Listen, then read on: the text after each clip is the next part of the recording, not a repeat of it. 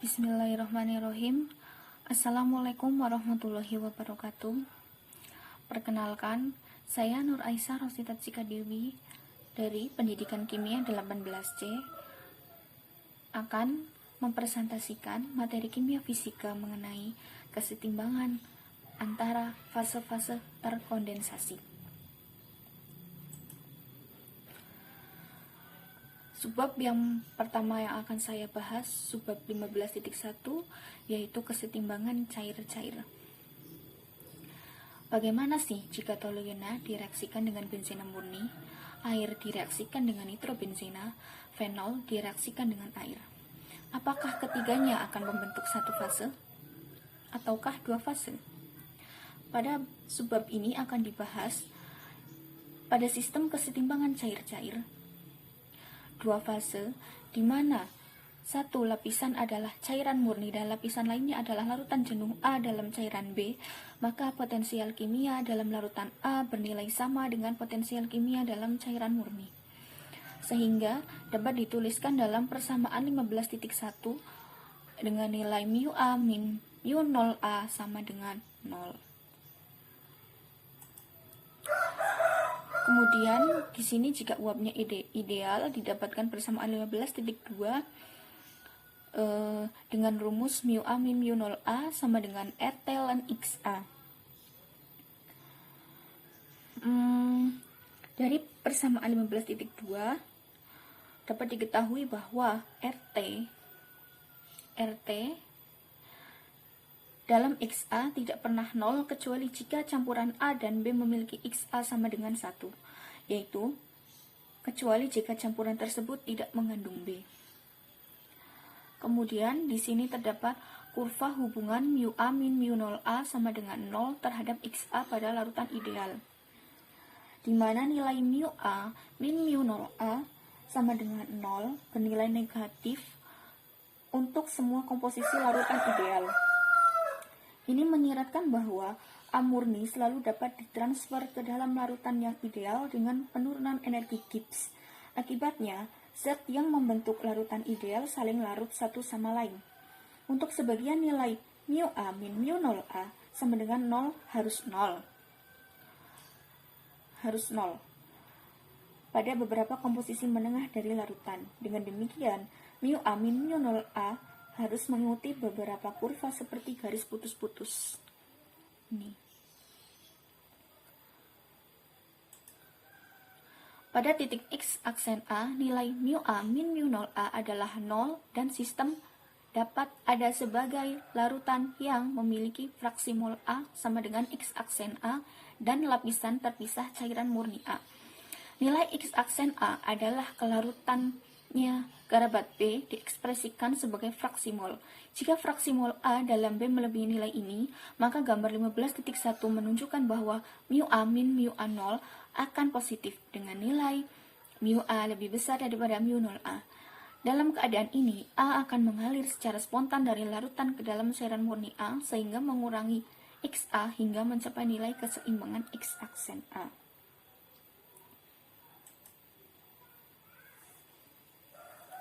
Berikut terdapat gambar sistem fenol air.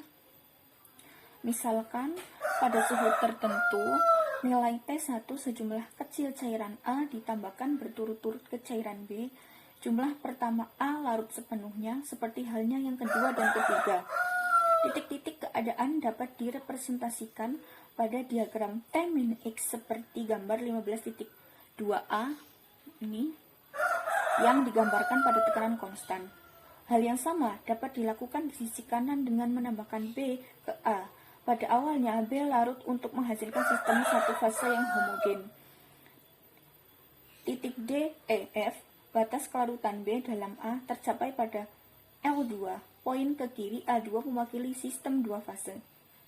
Di wilayah antara L1 dan L2, lapisan cair yang disebut solusi konjugat hidup berdampingan. Lapisan L1 adalah larutan jenuh A dalam B dalam kesetimbangan dengan lapisan L2, yang merupakan larutan jenuh B dalam A.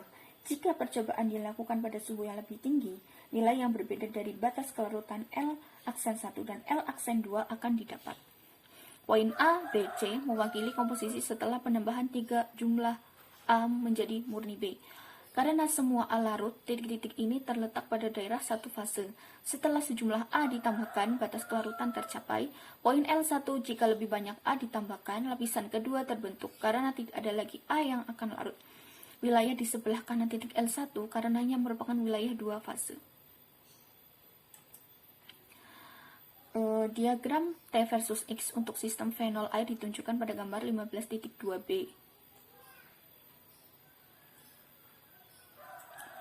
Ini ya. Sehingga massa relatif dari dua lapisan diberikan oleh aturan tuas dengan perbandingan mol L1 per mol L2 sama dengan rata-rata AL2 dibagi rata-rata AL1.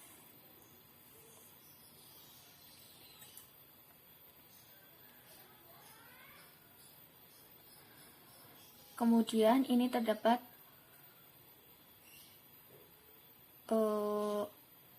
diagram trietilamin dan nikotin. Dengan meningkatnya suhu, kelarutan masing-masing komponen yang lain meningkat. Kurva kelarutan bergabung membentuk larutan pada suhu kritis TC di atas air dan fenol sepenuhnya larut. Setiap titik A di bawah kurva adalah titik keadaan sistem yang terdiri dari dua lapisan cair, L1 dari komposisi L1, L2 dari komposisi L2. Jika suhu sistem ini dinaikkan, titik status mengikuti garis putus-putus AA. Ini garis putus-putus AA. Li menjadi akan lebih fenol, L2 menjadi lebih akan air. Jumlah L2 menurun pada titik A aksen, terakhir L2 menghilang dan sistem menjadi homogen. Beberapa zat menunjukkan suhu penghibur atas dan bawah. Ini suhu penghibur atas, suhu penghibur bawah. Diagram untuk sistem nikotin air ditunjukkan secara skematis pada gambar 15.3. B ini temperatur menghibur yang lebih rendah sekitar 61 derajat Celcius, yang atas sekitar 210 derajat Celcius. Pada semua titik dalam loop tertutup ini ada dua fase, sedangkan titik-titik di luar loop, di luar lingkaran ini mewakili keadaan homogen dari sistem atau satu fase.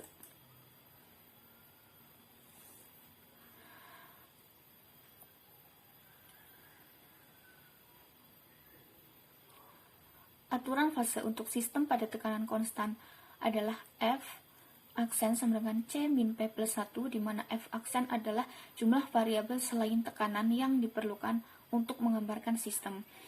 Untuk sistem dua komponen, F aksen sama dengan 3 min P. Jika ada dua fase, hanya satu variabel yang diperlukan untuk menggambarkan sistem. Di daerah dua fase, jika suhu dijelaskan, maka persimpangan garis ikat dengan kurva menghasilkan komposisi kedua solusi konjugat. Demikian pula, komposisi salah satu larutan konjugat cukup untuk menentukan suhu dan komposisi larutan konjugat lainnya. Jika hanya ada satu fase, F aksen sama dengan 2, dan suhu serta komposisi larutan harus ditentukan. Sekian subbab 15.1 yang dapat saya sampaikan. Silakan saksikan kembali video dari saya di subbab 15.4. Terima kasih.